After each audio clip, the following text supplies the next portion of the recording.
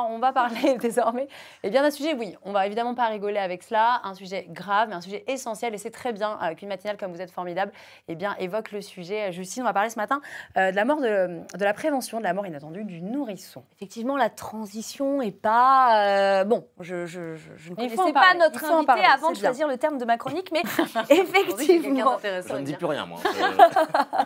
Effectivement, aujourd'hui, c'est important, ça fait aussi partie de mon rôle en tant qu'infirmière puéricultrice, en tant que professionnelle de santé, de faire de la prévention. Donc, on a parlé de la fièvre hier et de comment réagir. Et bien aujourd'hui, on va parler de la mort inattendue du nourrisson. La mort inattendue du nourrisson, c'est quoi déjà ? Disons-le, on va faire assez simple, on va définir, parce qu'il y a une différence quand même un petit peu subtile entre la mort subite du nourrisson et la mort inattendue du nourrisson. La mort inattendue du nourrisson, elle est définie comme un décès subi brutalement chez un enfant âgé de 1 mois à 1 an, qui était jusque-là bien portant et que rien, ni dans ses antécédents, ni dans son...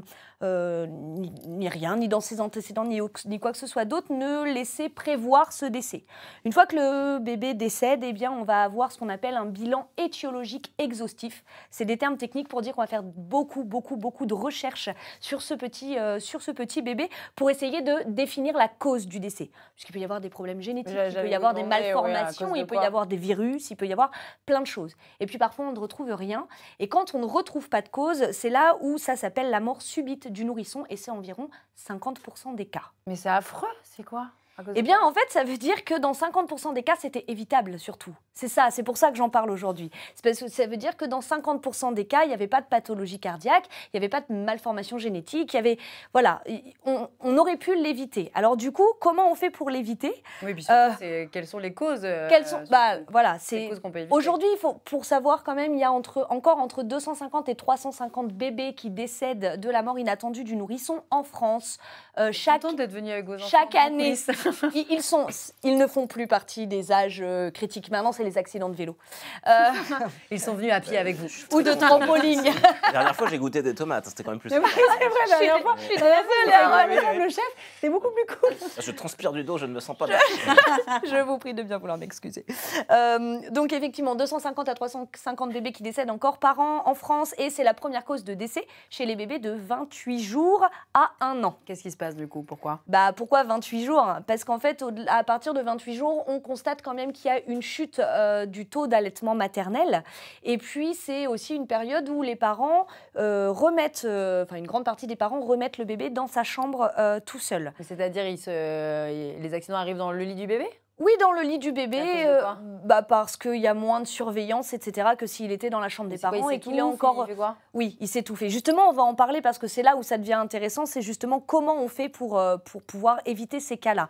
Juste quand même, dans les années 90, il y a eu une campagne nationale qui s'appelle « Je dors sur le dos ». C'est aussi pour ça que maintenant on le dit, et je le redis ici, on couche nos bébés sur le dos, qui a quand même permis de diminuer de plus de 75% le taux de décès. Pour autant, depuis les années 2000, on stagne. Donc, comment on fait ? On en vient à justement cette partie prévention. Comment on fait ? J'en ai déjà parlé ici. D'abord, il faut être attentif aux conditions de couchage. On couche bébé sur le dos, sans tour de lit, pas de cale-bébé, pas de doudou, pas de peluche, pas de couette, pas d'oreiller, bref, rien autour du bébé. On le met juste dans une turbulette gigoteuse, peu importe le nom que vous lui donnez.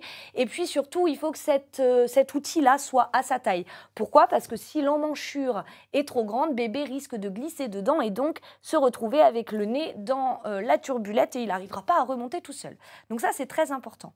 L'OMS recommande aussi de garder les enfants jusqu'à 6 mois dans la chambre des parents. Évidemment, chacun fait ce qu'il peut et ce qu'il veut aussi. Surtout, je ne suis là pour culpabiliser personne. Et puis, on dort en cododo, mais pas dans le lit des parents. C'est le lit de l'enfant dans la chambre des parents. Sinon, imagine, on se retourne. C'est dangereux. Enfin, on le sait, je vais rapidement... Un dernier petit conseil. On le sait, mais l'allaitement maternel, c'est l'un des facteurs de prévention de la mort inattendue du nourrisson. Donc, effectivement, il y a moins de risques chez le bébé allaité. Et puis, la dernière chose, c'est ce qui concerne le tabagisme passif. C'est des choses qu'on retrouve dans les échanges avec les parents. Même ne pas fumer dans la maison de manière générale. On ne fume pas dans la maison. Et si on fume dans le garage, on prévoit une polaire ou un pull qui va nous servir à fumer notre cigarette et qui va rester dans le garage. Et avant de reprendre bébé dans les bras, on se lave les mains.